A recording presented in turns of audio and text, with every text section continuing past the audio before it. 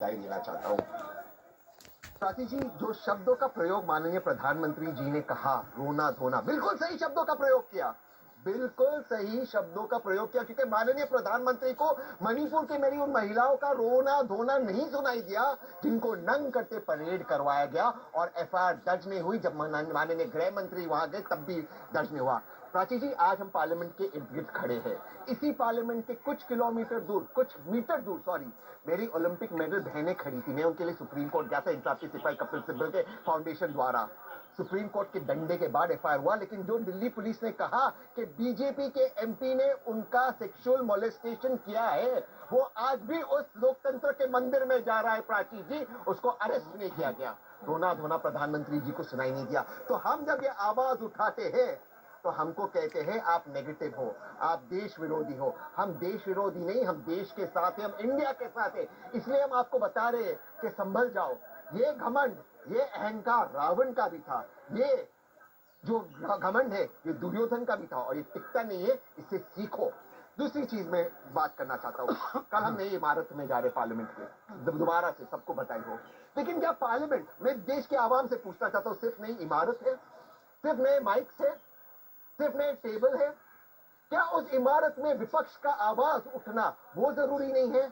प्राची जी, मैं आपकी बहुत रिस्पेक्ट करता हूँ व्यक्तिगत तौर से। मैं जानता हूँ पार्लियामेंट को कवर करती है। वो भी एक दौर था, अरुण जेटली जी, सुषमा स्वराज जी रोज तीखे सवाल पूछते थे माननीय प्रधानमंत्री मनमोहन सिंह जी से, और उनको उत्तर देना पड़ता था। प्राची जी, स्पेशल सेशन हो रहा है, 61 में हुआ, 97 में हुआ। एजेंडा मीडिया को और विपक्ष को पता था।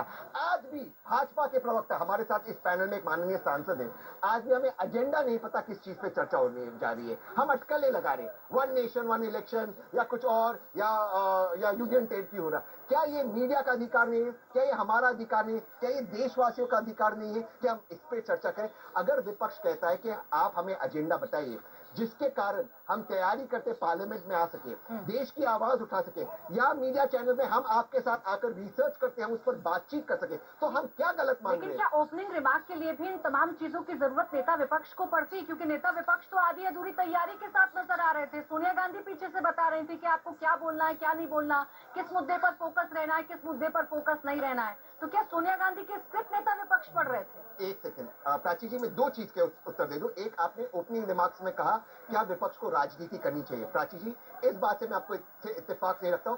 विपक्ष को क्या सत्ताधारी पार्टी को भी पॉलिटिक्स करना चाहिए। ये एक लोकतांत्रिक मुल्क है, अगर यहाँ पर पॉलिटिक्स नहीं होगा तो क्या चीन में होगा?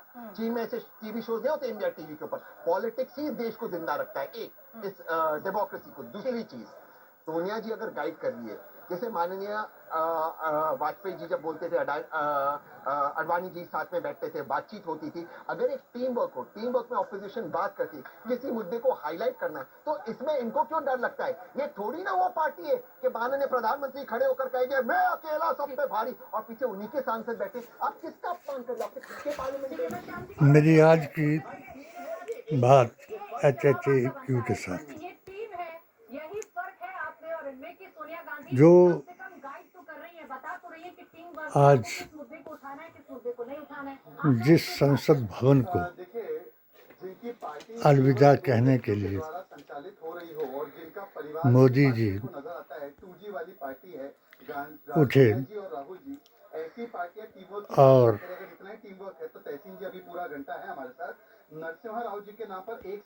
बहुत ही शानदार लफ्जों से पहले प्रधानमंत्री से लेकर के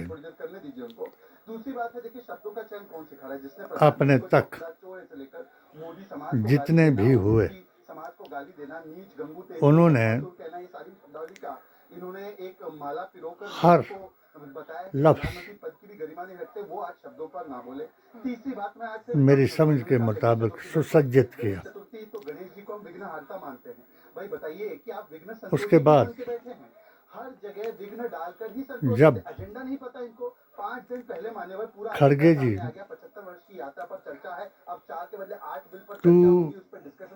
G20 पर बोले, आपने उसको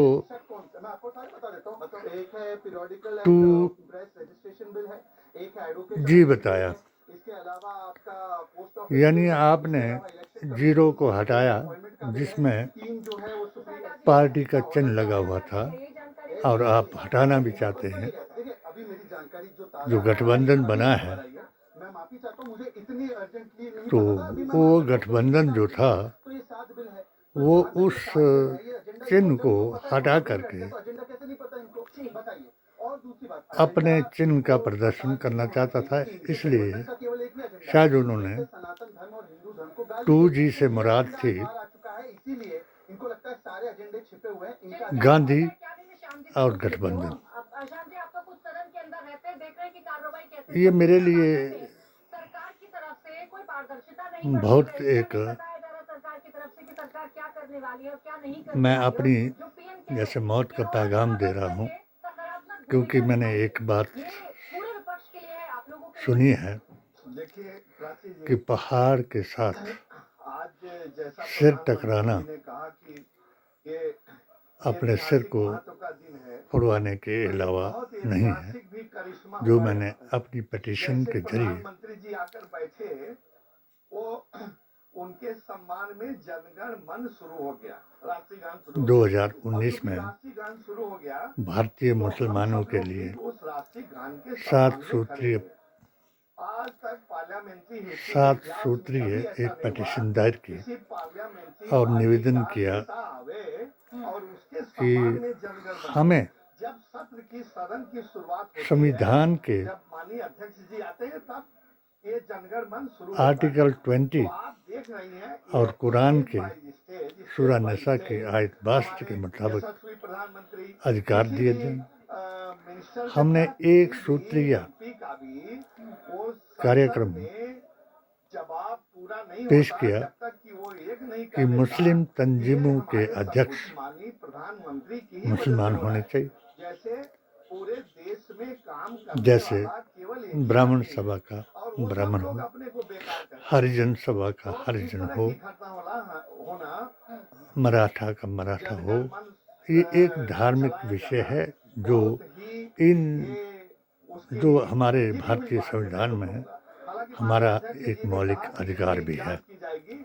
ये कोई टेक्निकल खामी की वजह से हुआ, मगर लेकिन उसकी मैं आज जो आज के चैनल जिन के माध्यम अंग्रेजों से की कहना बुराई चाहता हूं, न इसकी जांच की जाएगी, न इसकी जांच का कोई और रिजल्ट जिन बताया मुसलमानों जाएगा, की बुराई, और इसके लिए कौन जिम्मेदार है, न उसके खिलाफ कोई जिन एक्शन लिया ईसाइयों जाएगा। की बुराई मैं ये कहना चाहता हूँ। आपने कहा ये दूसरी और जिन आज जो PM का सिखों की बुराई, बहुत ही निहायत गलत बात थी, जनगण मन का सुनाया जाना ये बहुत ही गलत धर्मांध है। ये प्रधानमंत्री के यानी व्यक्तित्व को, धर्म एक के आदमी नशे में नाम चूर को हो करके सरकारी खर्च पर बढ़ावा देना, एक जो लोग आदमी कर रहे तक हैं, पहुंचाना, ये उसी का एक कदम था। मैं वो अब संसद आप पुराना हो, आते हैं, ये वो तो गाली भवन गलौज है, देने वाले, रोने धोने चाहे वाली नया बातों में हो। जवाब दे दूं, ये बहुत मगर सही कहा पुराने है बात। घर की यादें अगर कोई जिसको मिटा देता विपक्षी है अपना प्रोटेस्ट करते हैं तो तो उसको रोना धोना नए कहते घर हैं। में एक तरफ नया एक जन्म इतिहास लेना वही पड़ता रोना है। धोना करते थे, और मुझे उम्मीद है पुराने कि घर एक की दिन फिर आएगा, मुराद ये जो है रोना धोना करेगा तो कि उसको राजा आप देखिएगा, महाराजाओं के सब नहीं कहेंगे कि हम रोना धोना करेंगे। पुरानी कोठियां हम जहाँ यहाँ भी तक देखते हैं, G20 का सवाल घर है, थे, हम सभी लोग उससे एक जानते हैं इतिहास कि नजर 20 आता देशों था का एक समूह कि गरीब को एक किस तरीके ऑर्गेनाइजेशन से है, उसका रोटेशन से हेड ऑफ स्टेट उसका वो उत्पीड़ित होता है, किया जाता था। अध्यक्ष होता है। इसमें कोई और ऐसी बात हमारे नहीं है पुराने कि संसद उसमें में कोई बाजी मार दिया हो।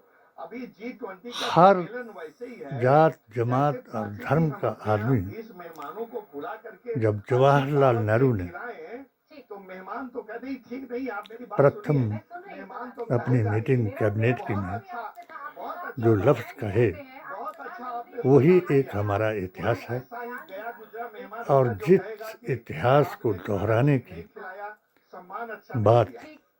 देश की गरीब जनता का बीजेपी पार्टी कर रही है, करोड़ रुपया वो G20 इतिहास में पाषाण बिना युग मतलब का के है। फूंका गया। उससे कोई फायदा नहीं हुआ। ये चाहे यानी कितना छठी चाहे, शताब्दी में G20 से भारत का डंका वापस पूरे देश ले में जाना बज रहा है। चाहते हैं। जाकर देखें इंग्लैंड में, अमेरिका में, और चाइना में, हर जो कंट्री में G20 जाकर का देखें कि कहाँ कौन डंका वाहवाही बजा रहा हुई, है।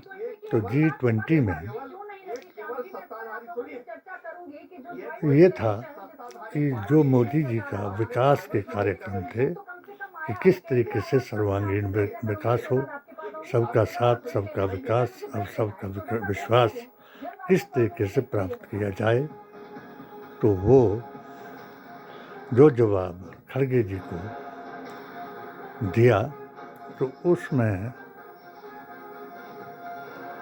एक धार्मिक उन्माद का परिचय दिया। इन्होंने जीरो हटा करके 2G, जी से गांधी भी हो सकता है और जी से गठबंधन भी, और उन्होंने भी 2G बता दिया। 2G से गांधी भी हो सकता है और गोडसे भी हो सकता है, मगर जो 2G का अर्थ गोडसे से लगाएगा तो रोना धोना तो उसको जरूर पड़ेगा, क्योंकि अगर ये ऑनलाइन शॉपिंग करती है ना, सब डिटेल्स चेक करके खड़गे जी का गठबंधन फंड का रिस्क दिखाता है और सवाल का जवाब कारगर नहीं हो पाएगा, तो जरूर जो उस वक्त 1947 में रोना धोना हुआ था और आज जो धर्म के नाम पर देश बना था, सबसे बड़ा अधर्म वहाँ है और वो लोग इंतजार कर रहे हैं ऐसे शासन प्रशासन का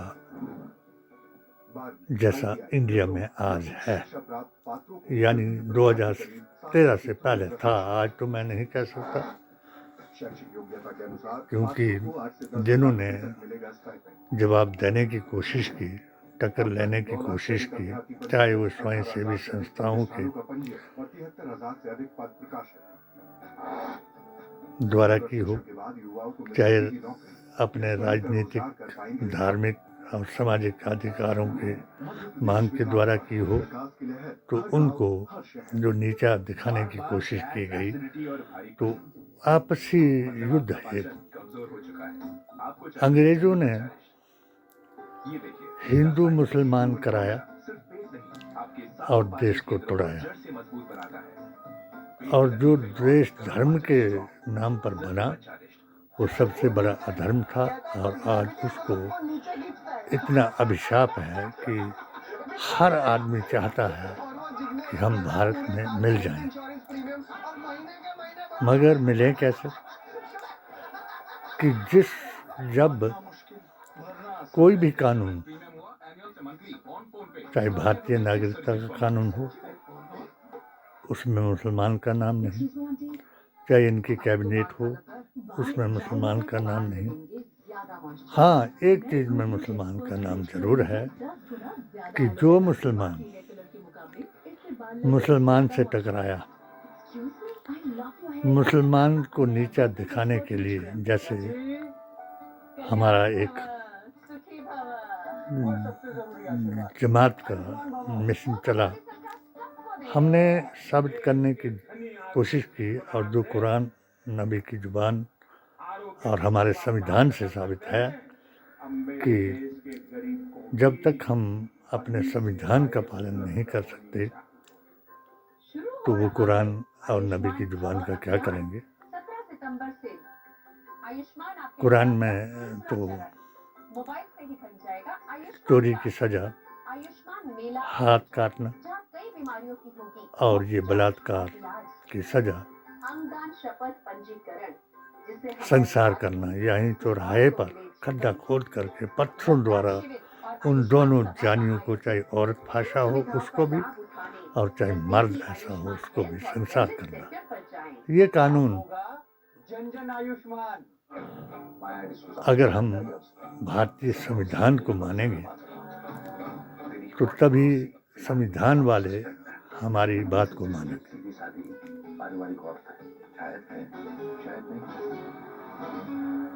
आज बहुत सी बातें हुई जिनका जवाब देने के लिए हर एक आदमी समर्थ नहीं हो सकता। सबसे बड़ी बात तो ये हुई कि इतिहास नया रचाने, नए इतिहास को तो हमने कोई झलक इनके 9 सालों में 10 सालों में नहीं देखी। ये तो पुराने इतिहास की तरफ जा रहे हैं। इनको सनातन का जो चर्चा है, इनको सनातन का अर्थ पता नहीं, धर्म का अर्थ इनको पता नहीं, क्योंकि जिन वेदों ने इसमें यहाँ हिंदू मुसलमान ये जो कर रहे हैं, तो 4 किताबों की बात जो मुल्ले कर रहे हैं, तो हजरत इब्राहिम तो इनकी बात नहीं की, क्योंकि ये बाद में किताबें आई और आपने पहले ही हम लोगों को सरकार की तरफ से वन अधिकार पट्टा मिला। ये बता दिया। हम लोग सब्जी लगा रहे हैं, एक आधे वो भाव है और अन्य फसल उगाते हैं, जिससे हम लोगों की ईश्वर को में बहुत कुछ सुधार हुआ है। आईना जाते हक ने रखा रूबरू, अक्स आईने में दूसरा हो गया, अक्स जाते इलाही है ये, जिसका नाम मोहम्मद मुस्तफ़ा हो गया, जिसको ऋग्वेद, अथर्ववेद, पुराण, गीता, ग्रंथ और हर किताब ने साबित किया कि ये आखिरी अवतार हैं और इनकी कही हुई कोई बात झूठ साबित नहीं हो सकती। बड़े बड़े अनुसंधान हुए, आज तक भी कर रहे हैं, और मैंने भी वेद पुराण से इनकी बात का मुतालिया किया, और मुझे सूरह अल इमरान में 64-68 आयतों से ये साबित हुआ कि तुम, मैं और दूसरों में, यानी आदम से लेकर के आज तक, अगर एक बात में फर्क नहीं है तो तुम सब एक हो। एक बात में फर्क से मुराद ये है कि फर्क कहाँ हुआ कि जितने भी अवतार हुए उन्होंने उसका संदेश दिया जिन्होंने उनको पैदा किया माँ के पेट से। तो अब जिन्होंने अवतारों को भगवान माना वो अपनी जगह ठीक है, और जिन्होंने सबका भगवान एक माना वो भी ठीक है। अवतार को भगवान कहा, और हजरत इब्राहिम ने कहा कि हम उनको मानते हैं। पिछले जो कौमें थी उनको मानती थी जिनको खुदा ने पैदा किया, और ये उनको खुदा मानते हैं, और ये खुदाई जो थी वो खुद तक आ गई, और जो खुदाई का दावा जिसने किया और अपने ही एक वर्ग समुदाय की तरफ तवज्जो की, तो वो धर्मांध की बात जो थी, तो रोना धोना जो है, तो आज जो बाहर के मुल्कों में भी कहा, चाहे उन्होंने कैसे भी कहा कि भी भारतवर्ष का मुसलमान जो है वो नाखुश है, ये बिल्कुल गलत था। भारत में अगर हमारे संविधान के मुताबिक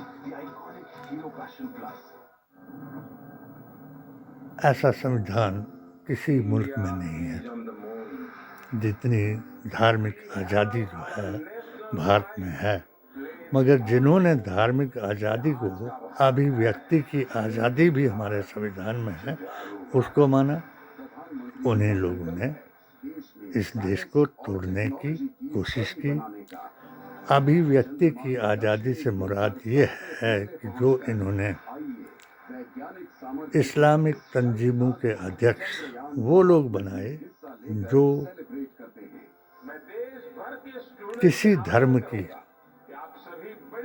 परिभाषा या किसी धर्म की आस्था और अकीदे को नहीं मानते। ये अकीदे की जंग यहाँ तक पहुँच गई और बहुत से लोगों को ये जो 2G का इन्होंने चलाया अभी बात, दोनों ने नोक झोंक हुई, तो इसका अर्थ जिनको समझ आया तो वो रोने के लिए कौन रोएंगे और कौन हंसेंगे।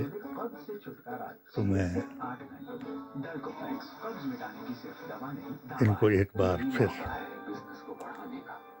आगाह कर दूं कि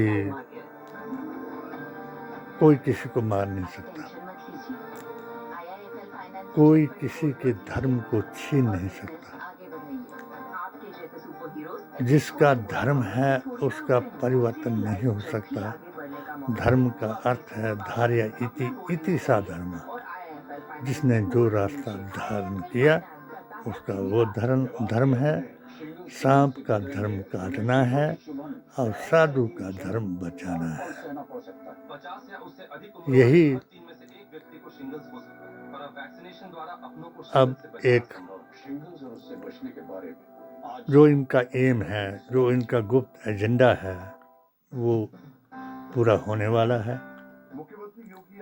अगर वो पूरा हो जाता है तो फिर जिस चीज़ को ये कह रहे हैं कि पूरा वर्ल्ड ही अगर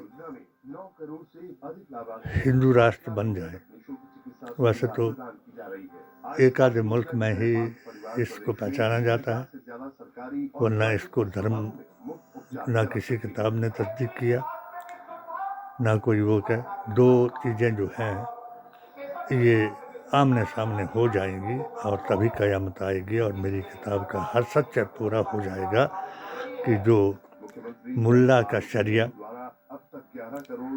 और सनातनी का हिंदुत्व,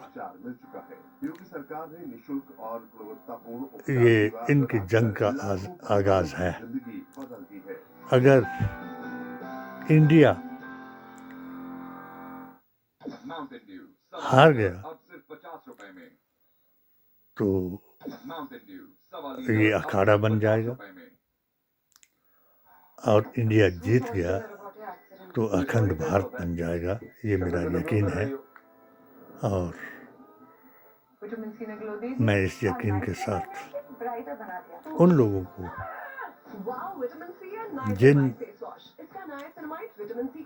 जो मुसलमान बीजेपी के उकसाए में आकर के, जैसे इनके प्रवक्ता कहते हैं, जो कहने के लिए रखे हुए हैं, सुनना वो कुछ नहीं चाहते, क्योंकि सुम्मुम बुकमुन उम्युन फहुम ला यरसऊन, जिनकी आँखों पर, कानों पर और जुबान पर खुदा ने मोहर लगा दी है कुफर की, तो वो ईमान की बात नहीं कर सकते। वैसे ही ये कर रहे हैं और ललकार रहे हैं। जो हमारे अकायद के मुताबिक हज़रत निज़ामुद्दीन औलिया रहमतुल्लाह अलैह ने कहा था और कुरान मजीद की एक आयत में कहा कि इनकी हालत हाफते कुत्ते की तरह हो जाएगी। यानी वेदों में भी है कि वो काटे तब भी खराब, अगर चाटे तब भी खराब। तो इन काटने और चाटने वालों से बचें और अपने अकीदे को दुरुस्त करें, अपनी आस्था को कायम करें, ताकि इस देश में वो हुकूमत सत्ता में आए जो संविधान के मुताबिक मुल्क को चलाए और धर्म जो है वो हर आदमी इतना धार्मिक हो जाए कि अपने अपने धर्म के तरीके से अपने संस्कारों को और संस्कृति को उजागर करे। इंशाल्लाह वो वक्त आन करीब है कि हर आदमी अपने दिल मन की बात को करना चाहता है। जिनके मन की बात मोदी जी ने नहीं सुनी तो वो शायद लोगों तक अपने मन की बात पहुंचाएंगे, जिसके लिए हमारा एक अभियान सुन्नी सूफी ऑल इंडिया जमात का चला हुआ और जो आखिरत का पैगाम है कि हजरत ईसा दुनिया में आएंगे और हसनी और हुसैनी ख़ानदान से इमाम मेहदी आखिरी पेशवा होंगे और उस पेशवा का नमाज जनाजा करने के लिए हजरत ईसा अलैहिस्सलाम आएंगे और लोग जो है उन मुल्कों की तरफ अपना ईमान बचाने के लिए चले जाएंगे जहाँ धर्म के नाम पर किसी पर अत्याचार ना किया जाता हो, जहाँ देश का संविधान ही सबके लिए सबसे बड़ा धार्मिक ग्रंथ हो।